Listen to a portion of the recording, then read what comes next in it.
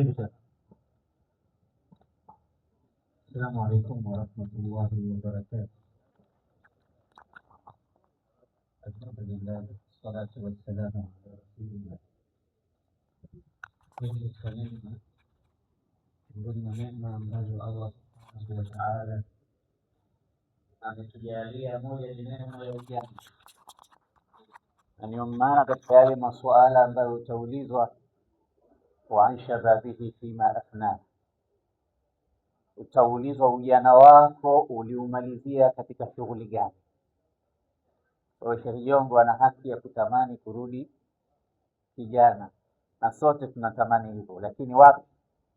Mshairi mmoja aliwahi kusema, ajuzun tamannat an takuna sabiya وقد نفث الجنبان واحدودب الظهر وراحت إلى العطار تبغي شبابها وهل يصلح العطار ما أفسد الدهر.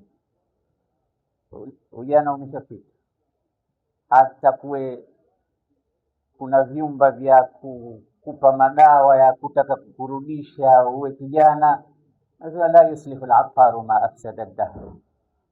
Ulimwengu ulichokifanya kikakongoroka hakiwezi kikarudi kikawa sawa kutoka kwa haiadresa yoyote wala atari muuza uturi yoyote. Tumombe Mwenyezi Mungu atupe husnul khatima. Lakini ajabu na cha kufurahisha ni kuwa wewe ni kijana, alafu Mwenyezi Mungu amekuruzuku fedha, alafu ukawa unaonekana katika mambo ya khairati kama haya. Unajua, na ilikuwa wenye kufanya kheri ni wazee, nisema mambo yake yamekwisha, ndo kama haya sasa hivi anaitafuta pepo yule. Lakini kijana mbichi ana fedha na bado unamuona mstari wa mbele katika kujenga misikiti, katika kusaidia wanyonge, katika mambo ya kheri. Na unapomwendea, niliwahi kusoma katika baadhi ya sifa za wenye kheri, mmoja alimsifu akasema, tarahu idha ma jitahu mutahallilan kaannaka tu'tihi alladhi anta sa'ilu. Miongoni mwetu wamo watu wa aina hiyo, yani unapomwendea, tuna msikiti wetu, unapomwendea tuna madrasa yetu tunataka kujengewa, unamuona uso wake unamemetuka kwa furaha, utadhani wewe ndo umeenda kumpa, kumbe yeye ndo anatakiwa kupe wewe. Mwenyezi Mungu atujalie miongoni mwa watu wa aina hiyo. Sasa mara nyingi ukifuatwa kwa shida unaanza kukunja uso, na mara nyingine unalani, aliwaambia nani nyie ngawa mimi kazi yangu hiyo kusaidia, yaani hutaki kujulikana. Lakini wapo miongoni mwetu, ukiwafuata utadhani wewe umeenda kuwapa, sio wewe umeenda kuwaomba.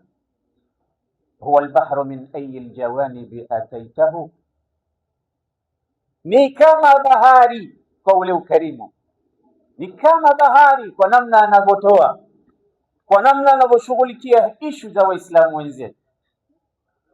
Min ayi aljawanibi ataitahu, ukimwendea katika pande zote. Lujjatuhu almarufu waljudu sahilu, tabia zake ni hizo, mawimbi yanasafisha, maarufu mambo mema, na ufuo wake ni kila aina ya baraka. Anasema, lau lam takum fi kaffihi ghaira ruhihi lajada biha falyattaqi llaha sa'ilu. Watu wa aina hiyo, hata kusingekuwa na kitu kiganjani kwake, labda ni roho yake tu, basi anaweza akaitoa. Basi tuwaogope watu hao kwenda kuwaombaomba sana, maanake mara nyingine mtu hata anaweza akavua nguo yake aliyoivaa kwa sababu umemwomba tu akakuletea wewe ukaivaa wewe. Mwenyezi Mungu kathir amthalahu, innama ya'muru masajid Allahi man amana billahi wal yawmil akhir. Wenye kujenga misikiti ni alama ya kwamba wamemwamini Mwenyezi Mungu, na ndiyo maana katika hadithi ya Uthman ibn Affan wakazawadiwa jambo kubwa. Na Uthman alikuwa milionea wa Kiislamu kiasi kwamba masahaba wenzake walianza kumlaumu sana kupamba msikiti na kuongeza msikiti wa Mtume. Akamwambia, mbona mmekithirisha sana kunilaumu katika mambo haya niliyoyafanya la msikiti? Mimi nimewahi kumsikia Mtume akisema, man bana masjidan lillahi bana Allahu lahu baitan fil janna, mwenye kumjengea Mwenyezi Mungu msikiti.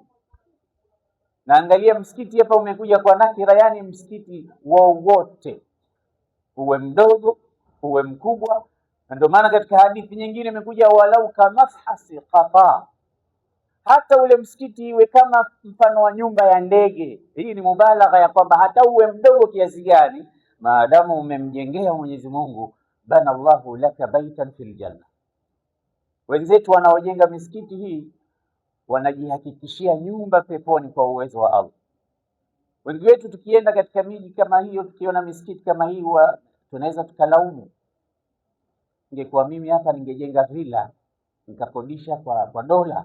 Lakini jamaa kajenga tu msikiti, watu wanainama wakiinuka tu. Unaweza ukatoa maneno kama hayo, huoni kwamba kuna faida.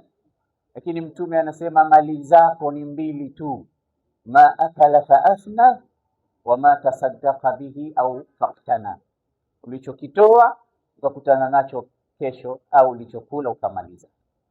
Tuwaombee sana dua watu wasikivu, bado wenye kutoa chao mifukoni na kufanya mambo ya kheri, kama misikiti ambayo hawapati kodi wala hawapati kitu kutokana na wale wenye kuingia msikitini wakatumia, isipokuwa wanataraji kwa Allah subhanahu wa ta'ala thawabu.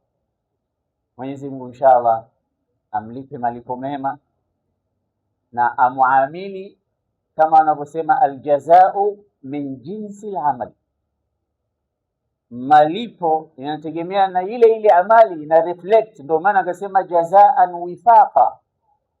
Na ndio maana pia Mtume sallallahu alaihi wasallam, yule bwana ambaye ilikuwa akiwakopesha watu, alikuwa akiwaambia vijana wake, mkimwona mtu kaja hapa mnyonge hawezi kulipa deni, fatajawazu anhu la'alla Allah yatajawazu anna yawm al-qiyamah, msameheni deni lake, huenda na sisi Allah akatusamehe ya kwetu kesho akhera. Hadithi ya Mtume anasema alipokufa fatajawaza Allahu anhu, alipokufa alipoonana na Allah asema huyu ndio yule alikuwa akiwapunguzia wenzake akisema muachieni, na mimi malaika wangu nawaambia na nyinyi muachieni, aljazao min jinsi al-amal. Ndio maana ukijenga nyumba Allah anakujengea tena mithlahu, kwa maana kwamba hii dunia hakuna khairul biqa'i kwa Waislamu kama misikiti, na yeye anakuchagulia pahala paheri kuliko pahala popote peponi, akakujengea nyumba.